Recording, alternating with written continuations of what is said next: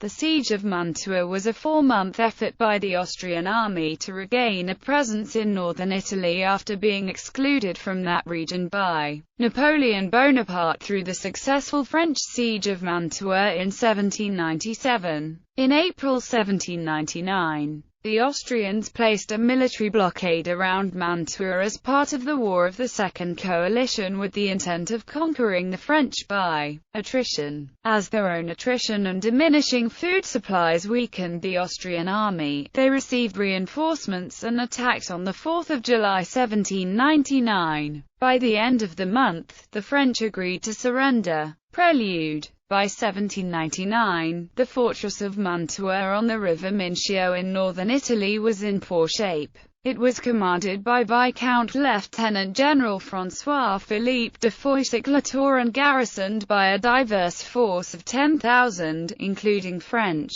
Polish, Italian, Swiss and German units. From the beginning of his assignment, Fouillac-Latour, an engineer, was convinced that the fortress would be indefensible in any serious siege.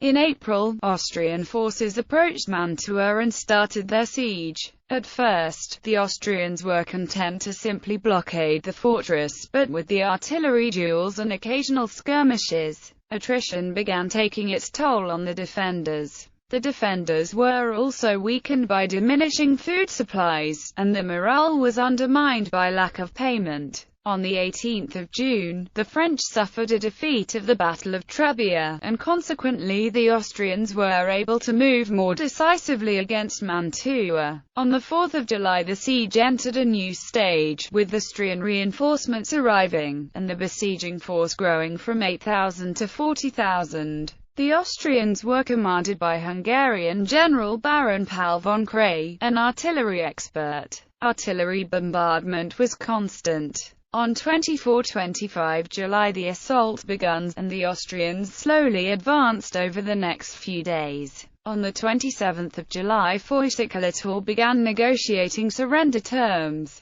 Capitulation. The Austrians agreed to release most of the French garrison, keeping the officers for 3 months, and with soldiers pledging not to take arms until the prisoners were exchanged by the fighting sides. In a secret protocol, however, the Austrians demanded full sovereignty over deserters from the Austrian army. After protests from the Polish officers, who were afraid that due to recent partitions of Poland in which Austria gained control over parts of Poland, that the Austrians may want to take custody of the Polish legionnaires, the Austrian negotiator clarified officially that they meant any deserters from the current Austrian army or former Austrian soldiers serving in the Cisalpine Republic army. On 30 July the French and Allied troops left the fortress. The garrison troops were split into French and non-French units. The Austrian soldiers observing the marching non-French garrison troops were given permission to physically assault those recognized as deserters, and most of them were eventually arrested.